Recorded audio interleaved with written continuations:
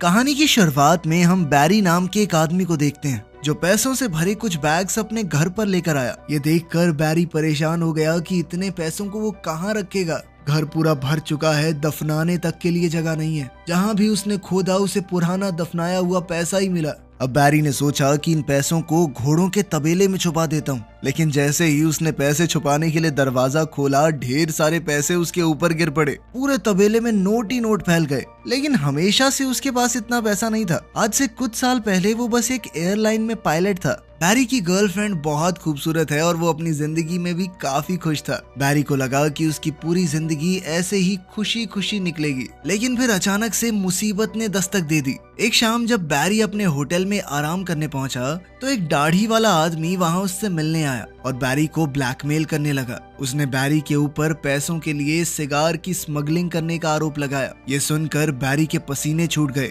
क्योंकि अगर ये बात बाहर निकली तो उसकी बदनामी हो जाएगी। उसका पायलट का लाइसेंस रद्द कर दिया जाएगा। फिर क्या करेगा वो जिंदगी में। बैरी को घबराया हुआ देखकर इस आदमी ने बताया कि वो एक CIA एजेंट है और उसका नाम है मॉन्टी। फिर बैरी को उसने अपनी टीम से मिलवाया। वो बैरी को एक गुप्त जगह पर ले गए जो जहाज रखने की जगह थी। वहां उस वक्त का सबसे तेज प्लेन देखकर बैरी की आंखें चमक उठी। इस प्लेन में 2 बहुत ही ताकतवर इंजन थे। बैरी उस प्लेन को बड़े चाव से देखने लगा। मॉन्टी ये देखकर बहुत खुश हुआ और उसने बैरी को उसका मिशन बताया। बैरी को ये प्लेन सेंट्रल अमेरिका के दुश्मन देशों के ऊपर उड़ाना होगा। उसे प्लेन जमीन के पास थोड़ा नीचे उड़ाना है ताकि खुफिया तस्वीरें ली जा सकें। लेकिन ये खुफिया मिशन है, इसकी जानकारी बैरी किसी को नहीं दे सकता, अपनी गर्लफ्रेंड लूसी को भी नहीं। लेकिन बैरी को इस वक्त किसी भी चीज की परवाह नहीं थी। वो बस अपने सपनों के जहाज को उड़ाने के लिए उतावला था। मॉन्टी ने दरवाजे खोले ताकि बैरी जहाज की टेस्ट ड्राइव ले सके। घर जाकर उसने लूसी को बताया कि मुझे अभी वाली नौकरी छोड़नी है, क्योंकि मुझे एक दूसरी कंपनी में बहुत अच्छा काम मिला है। उसने अपने मिशन का कोई जिक्र नहीं किया। लूसी को ये बात बड़ी ही अजीब लगी। कोई पायलट एक एयरलाइन में कैप्टन की नौकरी छोड़कर एक अनजान कंपनी में क्यों काम करना चाहेगा। उसी रात एक फ्लाइट के दौरान बैरी अचानक से कॉकपिट छोड़कर निकल गया, अपनी जिंदगी की एक नई शुरुआत करने। उसके बाद से बैरी मॉन्टी का आदमी बन गया। वो सेंट्रल अमेरिका के देशों में अंदर तक जहाज उड़ाता और हर तरह के खतरे का सामना करता ताकि वो खुफिया तस्वीरें ले सके। हर बार सफर बहुत खतरनाक होता, लेकिन बैरी को अब इसी में मजा आने लगा था। मॉन्टी ने जब तस्वीरें अपने सीनियर्स को दिखाई तो लोग बहुत तारीफ करने लगे। लेकिन अभी तक बैरी ने लूसी को कुछ नहीं बताया था। उन दोनों की शादी भी हो गई और अब एक बेटी भी है। लेकिन बैरी की आमदनी अब कुछ खास नहीं हो रही। बैरी ने मॉन्टी से कहा कि देख भाई, इतने में तो गुजारा नहीं हो सकता ना आदमी का, कुछ करना। लेकिन मॉन्टी ने इस बारे में कुछ नहीं किया। अब मॉन्टी ने बैरी को पनामा में एक नया मिशन सौंप दिया। बैरी को ऐसे मिशन की आदत हो चुकी है। उसने बड़े आराम से ये काम पूरा कर लिया। देखते ही देखते 1980 शुरू हो गया। बैरी कोलंबिया में जहाज का फ्यूल भरने रुका तो अचानक उसे ढूंढते हुए 3 आदमी वहां पहुंचे। ये गुंडे खुलेआम बंदूक लिए घूम रहे थे। उन्होंने धमका कर बैरी को गाड़ी में बिठाया। बैरी के पास कोई चारा तो था नहीं, इसीलिए वो चुपचाप उनके साथ उनके बेस पर चला गया। वहां उन्हें इनका लीडर पाब्लो एस्कोबार मिला। पाब्लो बैरी की असली पहचान जानता है और ये भी कि वो सेंट्रल अमेरिका के देशों की खुफिया तस्वीरें लेता है। ये सुनकर बैरी घबरा गया और सफाई देने लगा कि वो सिर्फ एक आम कंपनी के लिए काम करता है, ना कि CIA के लिए। पाब्लो पूरा सच जानता ही था तो वो हंसने लगा। पाब्लो ने बैरी से कहा कि मैं तुम्हें कोई नुकसान नहीं पहुंचाना चाहता, बस थोड़ी सी स्मगलिंग करनी पड़ेगी मेरे लिए। उड़ते हुए जाओगे, मेरा थोड़ा सामान वहां ले जाना। इसके बाद पाब्लो बैरी को अपने फार्म पर ले गया, ये समझाते हुए कि माल की स्मगलिंग कितनी मुश्किल है। इसी काम के लिए उसे बैरी की मदद चाहिए थी। हर डिलीवरी के पूरे होने पर वो बैरी को 1 किलो का $2000 देगा। बैरी ये सुनकर बहुत ज्यादा खुश हो गया। इस सब में तो फोटो खींचने से भी ज्यादा पैसे मिलेंगे। लेकिन जब उसने पूरे सिस्टम को समझा तो बैरी को समझ आया कि कमी कहाँ पर है। जो रनवे पाब्लो ने बनाया था वो बहुत ज्यादा छोटा है और बहुत से पायलट पहले भी टेक ऑफ करते हुए मर चुके हैं। बैरी ने कहा कि ये रनवे थोड़ा लंबा कर लो ना, पैसे की कमी है तुम्हारे पास। लेकिन पाब्लो ने कहा कि अगर काम करना है तो करो,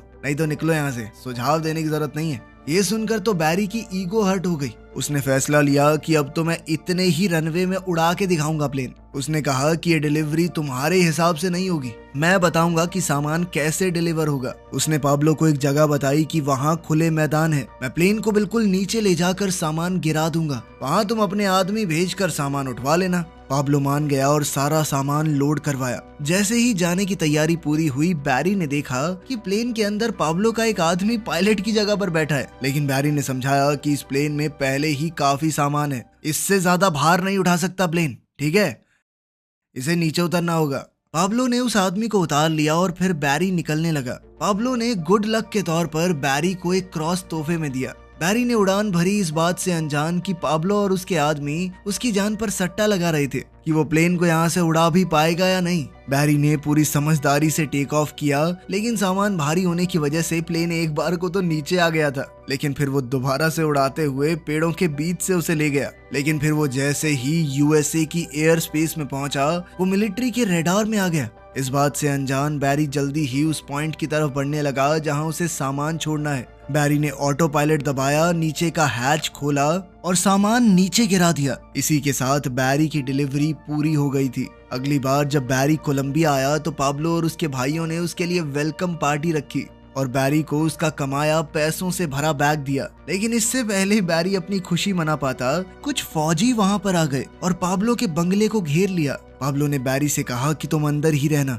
और वो खुद हालात संभालने के लिए बाहर निकल गया। लेकिन बैरी कभी यूं धुआंधार गोलीबारी के बीच नहीं आया था और उसकी घबराहट बढ़ती जा रही थी। बैरी ने पैसे उठाए और पाब्लो और उसके आदमियों को ढूंढने बाहर निकल गया। लेकिन बैरी को फौज के आदमियों ने पकड़ लिया और बाकी सबको भी। कुछ दिन बाद पाब्लो और उसके आदमियों को तो बेकसूर कहकर छोड़ दिया गया और सिर्फ बैरी जेल में रह गया। जब बैरी वहां पर बंद बहुत परेशान हो रहा था, तभी अचानक मॉन्टी वहां आया। बैरी के मुंह पर कई नील पड़े थे और 2 दांत भी टूट चुके थे। लेकिन मॉन्टी ने बताया कि तुम्हारे ऊपर ड्रग स्मगलिंग का आरोप लगा है और कल सुबह 6 बजे पुलिस तुम्हारे घर की तलाशी लेगी। ये सुनकर बैरी को बहुत दुख हुआ। वो अपने परिवार को इस सब में नहीं घसीटना चाहता था। उसने लगातार मॉन्टी से मदद की भीख मांगी। बैरी समझ ही नहीं पाया कि वो मॉन्टी के जाल में फंसता जा रहा है। मॉन्टी ने कहा कि हाँ, मैं तुम्हारी मदद कर सकता हूँ, लेकिन तुम्हें भी बदले में कुछ करना होगा। हाल ही में वहीं पास के एक देश में सरकार बदल गई है और उस प्रेसिडेंट का बहुत से लोग विरोध कर रहे हैं और अब यूएस की सरकार चाहती है कि उस देश में सरकार का विरोध करने वालों को हम पैसा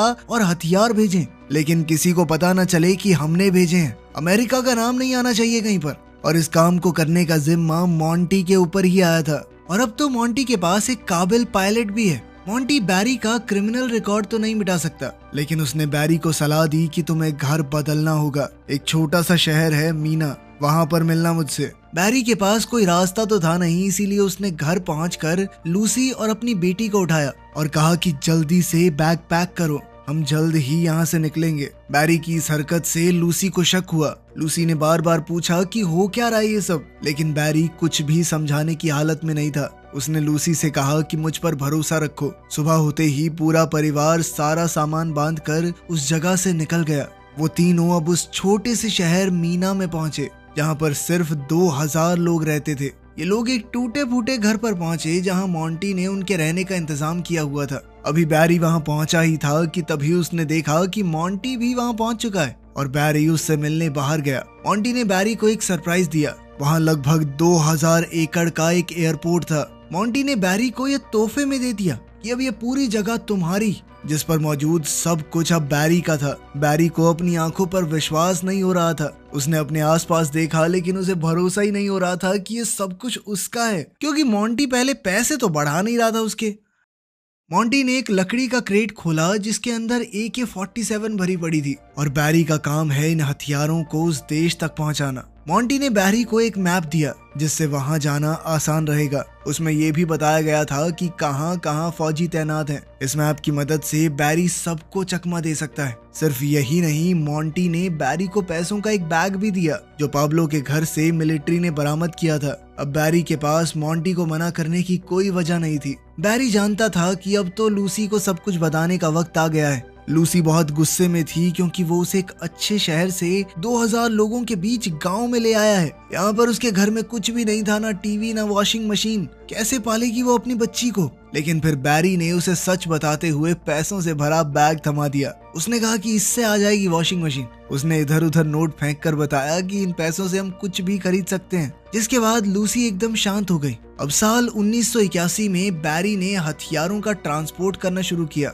हथियारों से भरा बैग लेकर अब बैरी निकारागुआ देश पहुंचा।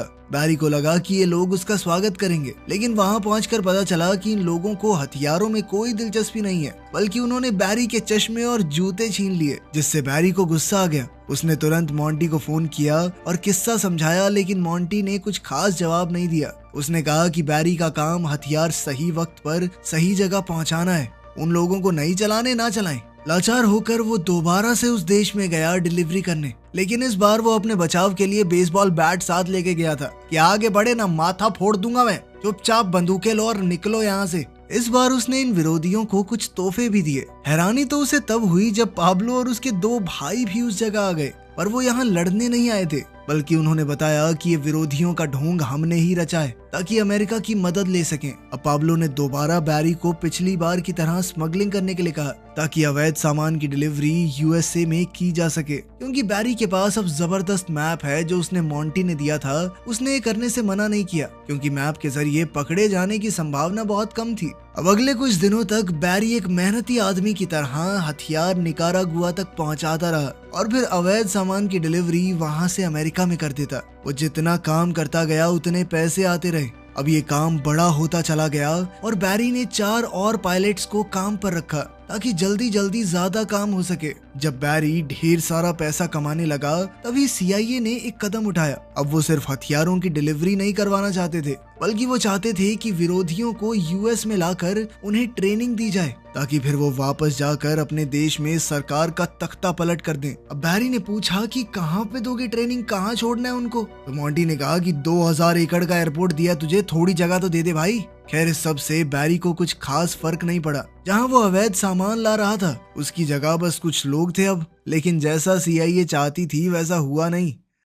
अपने देश में गरीबी और भूखमरी से परेशान ये विरोधी जैसे ही यूएसए की जमीन पर पहुंचे वो वहां से भाग जाते थे कि हमें वापस नहीं आना, लेकिन बैरी को इस सब से कोई फर्क नहीं पड़ता था। लेकिन फिर जल्द ही उसके सामने एक बड़ी परेशानी आई। बैरी के पास बहुत सारा पैसा था, पर अब वो सारा पैसा बैंक में तो जमा कर नहीं सकता, लोग पूछेंगे कहाँ से आया पैसा। इसीलिए उसने बहुत कम हिस्सा बैंक में जमा किया और बाकी पैसे आराम की जिंदगी जीने के लिए इस्तेमाल करने लगा। उसने पूरे शहर को पूरे साल की बेसबॉल की टिकट्स तोहफे में दे दी। उसने लूसी के लिए एक नई कार खरीदी और पूरे घर को रेनोवेट कर दिया। लेकिन वो जितना खर्चा करता उससे 2 गुना पैसा उसके पास आ रहा था। अब बैरी ने अपना पैसा छुपाने के लिए बहुत सी कंपनियां शुरू कर दी और शहर के लोगों को बिना मतलब के नौकरियों पर लगा दिया। उसके घर के हर एक कोने में पैसा छुपा कर रखा हुआ था, यहाँ तक कि थोड़ा पैसा घर के पीछे दफना दिया। बैरी बहुत ही बढ़िया जिंदगी जी रहा था, लेकिन फिर एक दिन लूसी का नालायक भाई उनसे मिलने आया और बैरी से कुछ पैसे मांगने लगा। बैरी ने मना नहीं किया, वो जल्द से जल्द उससे छुटकारा पाना चाहता था। लेकिन लूसी कहने लगी कि ये मुफ्त की रोटियां नहीं तोड़ेगा। वो चाहती थी कि बैरी उसे कोई नौकरी दे दे। अब लूसी की बात बैरी टाल नहीं सका। वो उसके भाई जेबी को प्लेन के हैंगर में ले गया, जहाँ उसे साफ सफाई के काम पर लगा दिया। अब कहानी उसी जगह पहुंच गई जहां से शुरुआत हुई थी। बैरी अपने घर पे नोट छुपा रहा था। वो तबेले में फैल चुके नोटों को हटा ही रहा था कि तभी उसने जेबी को वहां आते देखा, एक नई गाड़ी और अपनी गर्लफ्रेंड के साथ। लूसी गुस्से में आ गई जब उसे पता चला कि उसका भाई कोई काम नहीं कर रहा, पैसे चुरा के इधर उधर घूम रहा है। बैरी ने उससे पूछा कि पैसे कहाँ से आए, तो उसने कहा कि सफाई करते हुए मुझे एक बैग मिला जो पैसों से पूरी तरह भरा हुआ था। मैंने उसी पैसे से ये गाड़ी खरीदी है। बैरी को गुस्सा तो बहुत आया, पर उसे समझ नहीं आया कि करे तो करे क्या। बात यहीं खत्म नहीं हुई। उसके बाद से बैरी बहुत ही लापरवाह होता गया। लगभग 2 साल बाद पुलिस की नजर बैरी के ऊपर पड़ी। बैरी को पकड़ने के लिए DEA यानी ड्रग इन्फोर्समेंट एजेंसी ने एक जाल बिछाया, लेकिन बैरी जहाजों के बारे में सब कुछ जानता था। उसे पता था कि DEA के जहाज तेज तो हैं, लेकिन उनकी रेंज ज्यादा नहीं होती। बैरी पूरी रात समुद्र के ऊपर गोल गोल घूमता रहा और जल्द ही पुलिस के प्लेन्स का फ्यूल खत्म हो गया और उन्हें वापस मुड़ना पड़ा। लेकिन बैरी के ऊपर अब सिर्फ DEA ही नहीं, FBI की भी नजर थी। जिस हिसाब से बैरी के पास पैसा आ रहा था वो उनकी नजर में आ गया था। जल्द ही FBI के कुछ लोग मीना पहुंचे जांच करने। FBI के एक एजेंट ने देखा कि वहां पर बैंक ही बैंक खुले हुए हैं और एक से बढ़कर एक महंगी गाड़ियां सड़कों पर चल रही हैं। वो समझ ही नहीं पा रहे थे कि आखिर इस शहर के लोगों के पास इतना पैसा आ कहां से रहा है। एक और मिशन के दौरान बैरी अब बॉर्डर पेट्रोल की नजर में भी आ गया था। और जिस तरह डीईए को बैरी ने चकमा दिया था, उस बात को ध्यान में रखते हुए बॉर्डर पेट्रोल वालों ने बैरी के प्लेन जैसे ही 2 और प्लेन भेजे ताकि इस बार किसी भी हालत में बैरी पकड़ा जाए। बैरी ये देखकर गुस्से में नीचे की तरफ बढ़ने लगा और हाईवे के ऊपर ही प्लेन लैंड करने लगा। लैंड होते ही जब बैरी प्लेन से उतरा, उसने सड़क पर मौजूद बच्चों की तरफ थोड़े पैसे फेंके, उनकी साइकिल ली और वहां से गायब हो गया। अभी बैरी ने सांस भी नहीं ली थी कि तभी पाब्लो का फोन आ गया। डीईए पाब्लो के पीछे भी पड़ी थी, इसीलिए अब वो कोलंबिया में नहीं रह सकता। वो अब वहां से भागकर निकारागुआ आ गया था, जिसके बाद बैरी भी वहां के लिए निकल गया। जैसे ही बैरी गया, जेबी ने एक पैसों से भरा बैग उठाया और अपनी नई गाड़ी लेकर मौज मस्ती करने के लिए निकल गया। उसके हाथ में पैसों से भरा सूटकेस था और वो एक रेस्टोरेंट में घुस गया, लेकिन वहां देखा कि पुलिस वाले खाना खा रहे हैं। डर कर जेबी अचानक भागा, लेकिन पुलिस वालों ने उसका पीछा करके उसे पकड़ लिया। इस वक्त बैरी पाब्लो से मीटिंग कर रहा था। जैसे ही लूसी से इस पूरी घटना की खबर मिली, बैरी जल्द से जल्द वापस मीना पहुंचा। उसने शहर के सबसे महंगे वकील को बुलाया जेबी को छुड़वाने के लिए, लेकिन पाब्लो को शक हो गया कि कहीं जेबी ने पुलिस को सब कुछ बता तो नहीं दिया। तो उसने बैरी से कहा कि मैं तुम्हारी मदद करूंगा इस सब को ठीक करने में। बैरी समझ गया कि अगर मामला इसने अपने हाथ में लिया तो खून खराबा होगा। बैरी ने बहुत मना करने की कोशिश की, लेकिन पाब्लो नहीं माना। इसके बाद बैरी जेबी से मिलने के लिए भागा। जैसे ही जेबी स्टेशन से निकला, बैरी ने उसे गाड़ी में बैठाया, एक पैकेज दिया जिसमें पूरी जिंदगी गुजारने के लिए पैसे हैं और एक पासपोर्ट के साथ साथ प्लेन की टिकट्स भी हैं। बैरी चाहता था कि जेबी देश छोड़कर चला जाए, लेकिन जेबी को लगा बैरी उसे भगाना चाहता है। गुस्से में जेबी ने बैरी से कहा कि हर महीने पैसे पहुंचने चाहिए मेरे तक, वरना पुलिस को सब कुछ बता दूंगा मैं। फिर वो लूसी को भी गालियां देने लगा। अब बैरी बहुत गुस्से में आ गया और वो गाड़ी से उतरकर जेबी के पीछे दौड़ा, लेकिन तभी जेबी ने डर कर गाड़ी स्टार्ट की और वहां से भगाई। बैरी उसके पीछे पीछे भाग ही रहा था कि रुक साले, मैं बताता हूँ तुझे। लेकिन थोड़ी दूर जाते ही गाड़ी में जबरदस्त धमाका हुआ, जिसमें जेबी मारा गया और पैसे इधर उधर उड़ने लगे। बैरी एक बार के लिए तो भौचक्का रह गया, पर अंदर ही अंदर वो समझ गया था कि ये पाब्लो का काम है। बैरी ने अपनी गाड़ी से जेबी की गाड़ी को खींचना शुरू किया और उसे जंगल में छोड़ दिया। वहीं सीआईए को पता चल गया कि जो हथियार निकारागुआ भेजे गए हैं वो ड्रग ट्रैफिकिंग करने वालों के हाथ लग गए हैं। निकारागुआ से लाए गए विरोधी जिन्हें ट्रेनिंग दी गई थी, उनमें से बहुत कम लोग ट्रेनिंग पूरी करके वापस लड़ने गए। अब सीआईए वालों को समझ आया कि इनको बुलाकर ट्रेनिंग देना बहुत बड़ी बेवकूफी थी और मोंटी से ये सारा मिशन कैंसिल करने के लिए कहा। जब बैरी ने उन सबको वापस जाते देखा तो उसने मोंटी से पूछा कि अब क्या, आगे कुछ काम नहीं दोगे? लेकिन मोंटी ने कोई जवाब नहीं दिया, बस कहा कि मेरे अगले इशारे का इंतजार करना। अब बैरी समझ गया कि वो बुरी तरह फंस चुका है और मोंटी को भी अब उसकी कोई जरूरत नहीं है, तो वो उसका साथ भी नहीं देगा। अगले ही दिन जब मोंटी ऑफिस पहुंचा, उसने कहा कि बैरी से जुड़े हुए सारे कागजात जला दो, उसका हमसे कोई लेना देना नहीं होना चाहिए। वहीं बैरी ने अपनी पूरी टीम को तैयारी करके भागने के लिए कहा। जैसे ही बैरी और उसके साथ ही भागने की तैयारी कर रहे थे, तभी वहां डीईए, एटीएफ, एफबीआई, पुलिस हर कोई आ गया। जल्द ही उन्होंने उसे हिरासत में ले लिया और प्रोसिक्यूटर के ऑफिस में ले गए ताकि उसके किए की उसे ज्यादा से ज्यादा सजा दिलवा सके। इसी बीच बैरी उन सबको घूस देने की कोशिश कर रहा था। तुम सबकी जिंदगी बना दूंगा मैं, 1 करोड़ दूंगा, 1-1 करोड़ सबको, चलो नहीं ना 10 करोड़ दूंगा। लेकिन तभी अचानक वकील को एक फोन आया। बैरी समझ गया कि कुछ तो बदल गया है। प्रोसिक्यूटर गुस्से में बाहर आई और बैरी की हथकड़ियां खोलने के लिए कहा और उस एक फोन ने बैरी को आजाद कर दिया। जैसे ही वो बाहर निकला, सूट में 2 आदमी उसे गाड़ी में बैठाकर ले गए। बैरी को लगा कि ये मोंटी के आदमी हैं, लेकिन उसे वहां से डायरेक्ट एयरपोर्ट ले जाया गया और वहां से सीधा बैरी पहुंचा व्हाइट हाउस में। अब बैरी को प्रेसिडेंट से मिलना था तो वो काफी घबराया हुआ था। वो समझ नहीं पा रहा था कि उसे यहाँ क्यों लाया गया है। सीआईए के डायरेक्टर और आर्मी कर्नल ने यह फैसला लिया कि बैरी एक आखिरी बार पाब्लो से डील करेगा ताकि इस मौके का फायदा उठाकर पाब्लो की खुफिया तस्वीरें ली जा सकें। ये ऐसे सबूत होंगे जिन्हें झुकलाया नहीं जा सकेगा। बैरी ये काम करने को तैयार तो हो गया, लेकिन वो बहुत घबरा रहा था। अगर पाब्लो एस्कोबार को भनक तक लग गई कि बैरी उसे फंसाना चाहता है तो वो उसके चीथड़े उड़ा देगा। अपने परिवार से अलविदा कहकर बैरी और उसके असिस्टेंट ने एक सफर शुरू किया। वो एक तूफान से गुजरते हुए निकारागुआ पहुंचे। जैसे ही प्लेन का दरवाजा खोला, फौजी बंदूकें लेकर तैनात हो गए। बैरी घबरा गया, समझाने लगा कि ये सिर्फ एक तोहफा है, तभी पाब्लो वहां पहुंचा। उसने अपने फौजियों से कहा कि इसे मार दो।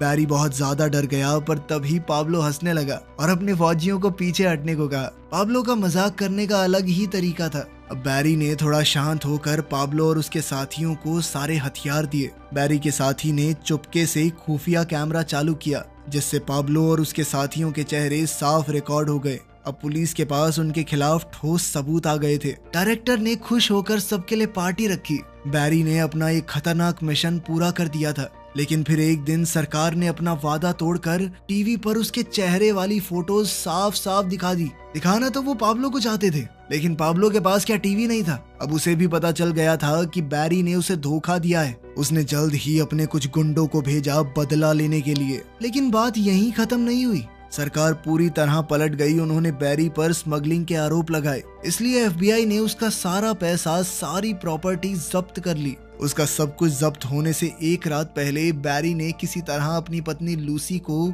सारी ज्वेलरी पहनाकर वहां से भाग जाने को कहा, क्योंकि जो चीज उन्होंने पहनी होगी वो कोई जब्त नहीं कर पाएगा। लूसी अपने पति को छोड़कर जाना तो नहीं चाहती थी, पर वो समझ चुकी थी कि अब कोई चारा नहीं, अपने बच्चों के लिए उसे ये सब करना ही होगा। अगले दिन एफबीआई ने बैरी का पूरा घर उलट पुलट दिया। बैरी समझ गया था कि अब उसके हाथ में कुछ नहीं रहा, ना उसका परिवार और ना ही पैसे। धीरे धीरे मामला शांत होने लगा और बैरी की सजा भी बहुत कम कर दी गई। वो जानता था कि पाब्लो उसे आसानी से छोड़ने वाला तो है नहीं। वो हर रात होटल का कमरा बदलता रहता। इस तरह डर डर के वो कुछ साल जिंदा रहा, लेकिन फिर एक दिन एक गुंडे ने उसे गाड़ी में ही गोली मार दी। तो आपके हिसाब से बैरी के साथ सही हुआ या गलत? कमेंट्स में जरूर बताना। मिलते हैं अगली वीडियो में।